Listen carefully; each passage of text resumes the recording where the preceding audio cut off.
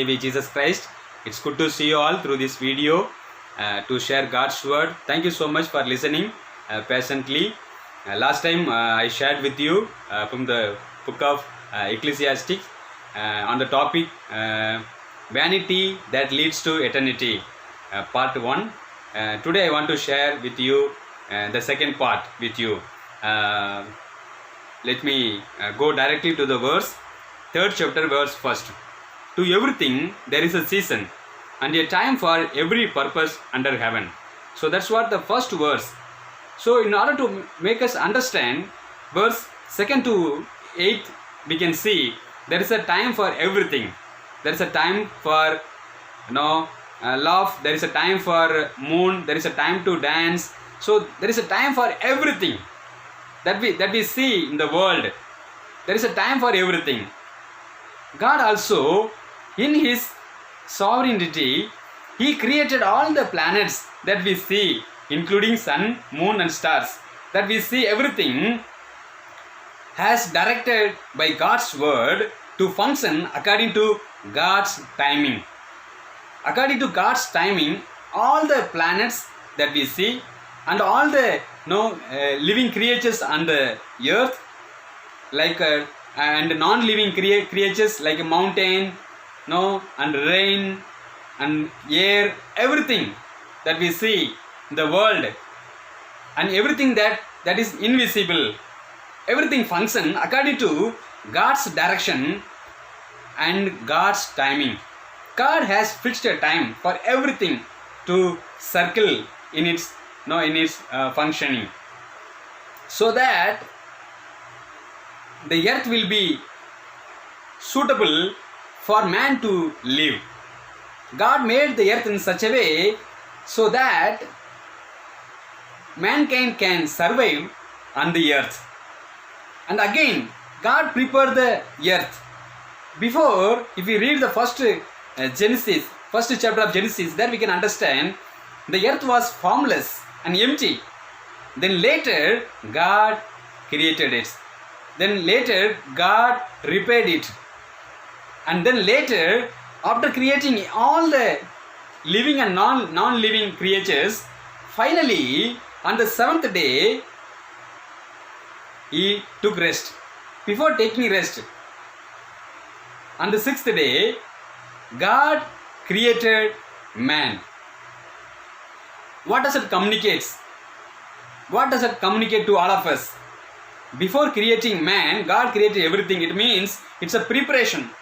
God was preparing everything in such a way so that mankind can live or survive on this land. See, what is such a loving God. Not only God prepared everything for the survival of mankind on this earth, but also if man fall into temptations and fall in sins, God knows man may or man will fall into sin. So it was God's plan to send Jesus Christ on this world on our behalf. The plan was not made recently, just before 2000 years. No, this plan was from the beginning of the foundation of the world. Even before creating man on this earth, God also had a plan to send His only one begotten Son, Jesus Christ, on our behalf to this world to die and sacrifice His life for saving us from the sin. What a loving God that we have, my dear friends. There is none like our God in this world. He has everything pre-planned. He has everything pre-planned by setting a particular time for everything. So last time we meditated that whatever we see in the world is everything is temporary and vanity. Everything becomes temporary and meaningless. Everything will just go away that we see in the world. Yes, though everything is vanity that we see in the world, including our physical body, but God in His mercy, He has a great plan to each one of us to save us from this sinful world, from this sinful nature. See, such a loving God. He has everything pre-planned already for our lives, for our well-being. Yes, God has set everything. His plan. He has already planned for you. Even Jesus Christ, when He born in this world, He came at a right particular time that was prepared by God. When the time came, Jesus came to this world. My dear friends, we all know Jesus came and born in this world when the Roman Empire was ruling all over the world. Am I right? You know why God chosen the Roman Empire? If we study the history, we can understand there were other kingdoms before Roman Empire, like a Greek kingdom and Medo-Persian kingdom and Babylonian kingdom. But God chose Roman kingdom because God knows Romans are very well developed empire in communication, transportation. They were very much developed in communication, and then they were very much developed in transportation, and they were very much developed in administration. Three things they were very much well developed.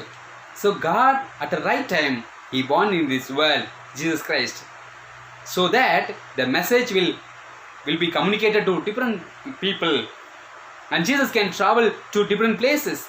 And after the death of Jesus Christ, the disciples can travel to different places to share the gospel.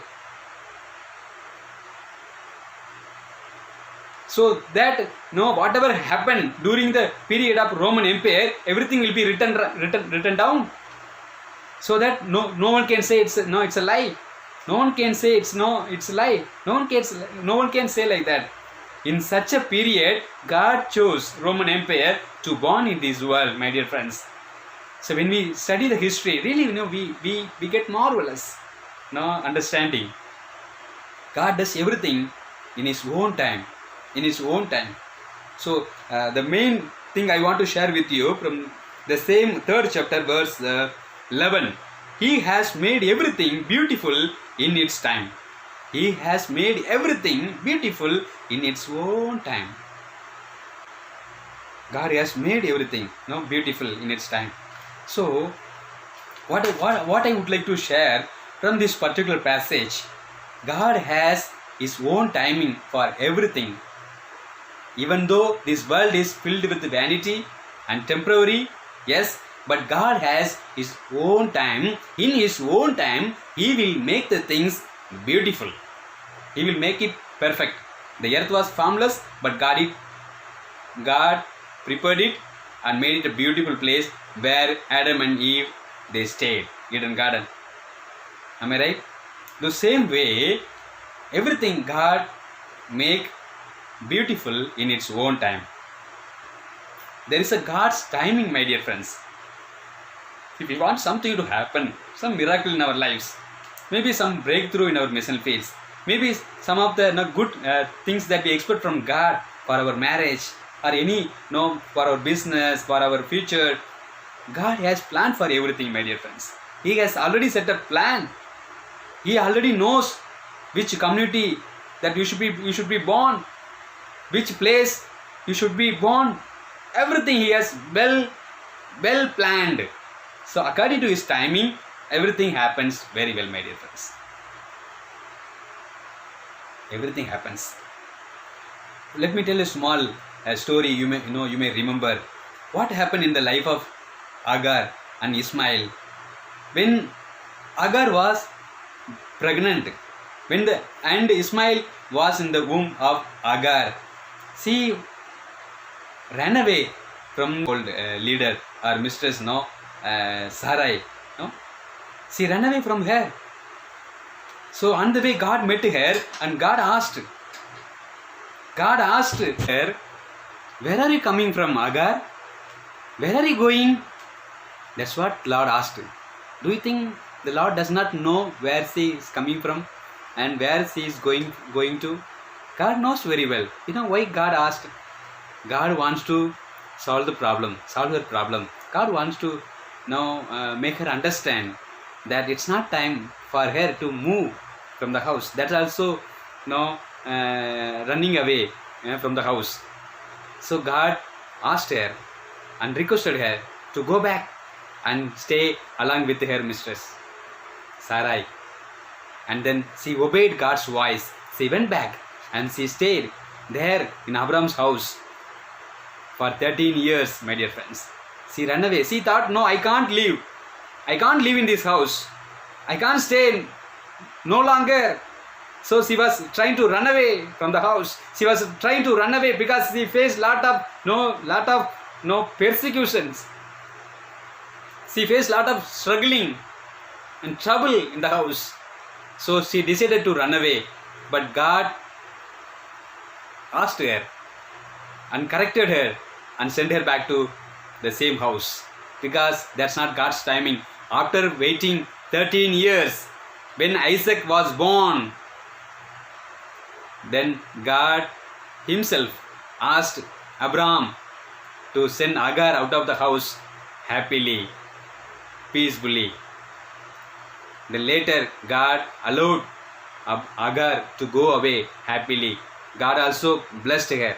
God also blessed her and promised to bless her and her son. Yes, God blessed her, my dear friends. See, God has time for everything. The same way with Abraham. 25 years Abraham had to wait for a child. Yes, he waited. On the way, there were times he did mistake by listening to his wife advice. Yes, that again gave him lot of pain. Then when he was 99 years old, God again appeared to Abraham and spoke. Genesis chapter 17 I am talking about. There God again said, walk before me and blameless. Then God said, I will increase you exceedingly. So God promised him. So that's how, when we wait for God's timing, patiently believing in him, trusting in him, God will bless us. So that's what here we can see. Whatever that happens. The 11th verse, let me read again once again for you. He has made everything beautiful in its time. Also, he has put eternity in their hearts, except that no one can find out the work that God does from the beginning to end. So what does it mean? God has put eternity in man's heart, but God does not reveal the future to any of them. To any man. God doesn't reveal any future. Now how the future will be. So the verse saying, from the beginning to end, they will not be knowing anything.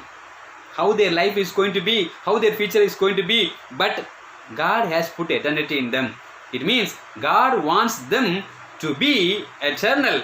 God wants them to be with him forever and ever. Such a loving God that we have, my dear friends. Even though God is not sharing with us, but God wants us to trust and obey him, and everything will happen according to God's timing. Someone said God is so selfish.